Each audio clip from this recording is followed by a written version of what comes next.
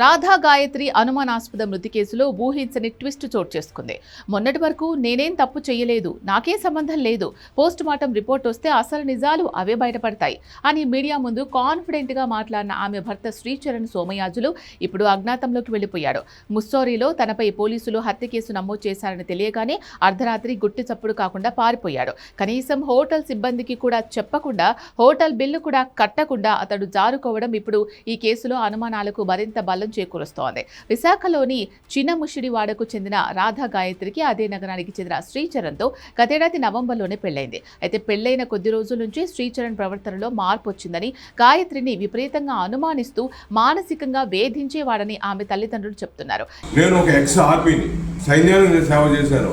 ఇటువంటి నాకే ఆ కూతురికే రక్షణ లేకపోతే సామాన్య మానవునికి ఎటువంటి రక్షణ ఉంటుందో మీరే ఆలోచించి నాకు న్యాయం చేయాలని నేను కోరుకుంటున్నాను. ఈ క్రమంలో ఈ నెల 13న వీళ్ళిద్దరూ ముస్సోరికి ట్రిప్కు వెళ్లారు. విచిత్రం ఏంటి అంటే ఇంట్లో వాళ్లకు మాత్రం రిషికేష్, హరిద్వార్ వెళ్తున్నట్లు అబద్ధం చెప్పారు.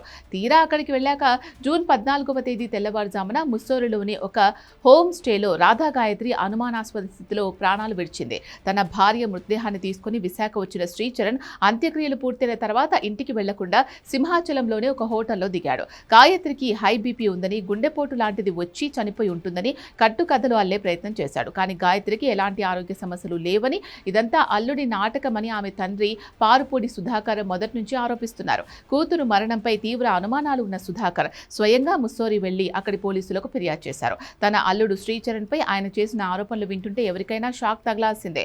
నా కూతురి బ్యాగ్లో శ్రీచరణ్ జీపీఎస్ ట్రాకర్ పెట్టేవాడు, వాళ్ల సొంత బెడ్రూమ్లో కూడా సీసీ కెమెరాలు ఏర్పాటు చేశాడు, ఇలా అనుక్షణం ఆమెను సైకోలా వేధించేవాడు అని సుధాకర్ పోలీసులకు ఇచ్చిన ఫిర్యాదులో పేర్కొన్నారు. అంతేకాదు గాయత్రి తాగిన మద్యంలో ఏదైనా మత్తుమందు లేదా విషం కలిపి ప్లాన్ ప్రకారమే చంపేసి ఉంటాడని అనుమానం వ్యక్తం చేశారు.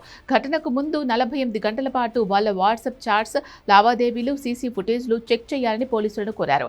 గాయత్రి తండ్రి ఇచ్చిన ఫిర్యాదుతో ముస్సోరి పోలీసులు శ్రీచరణ్ పై హత్యానేరం కింద ఎఫ్ఐఆర్ నమోదు చేశారు. ఈ వార్త ఎలాగోలా శ్రీచరణ్ చెవిన పడింది. అంతే, తానుంటున్న సింహాచలం హోటల్ నుంచి ఎవరికీ కనిపించకుండా రాత్రికి రాత్రే ఉడాయించాడు. నిన్నటిదాకా ఏ పాపం ఎరుగని వాళ్ళ మాట్లాడిన వ్యక్తి ఇలా కేసు నమోదు కాగానే పారిపోవడంతో గాయత్రిది ముమ్మాటికి హత్యే అని, దాన్ని చేసింది శ్రీచరణే అన్న అనుమానాలకు మరింత బలం చేకూరింది. ముస్సోరి పోలీసులు కేసు దర్యాప్తు వేగవంతం చేశారు. పారిపోయిన శ్రీచరణ్ కోసం పోలీసులు తీవ్రంగా గాలిస్తున్నారు.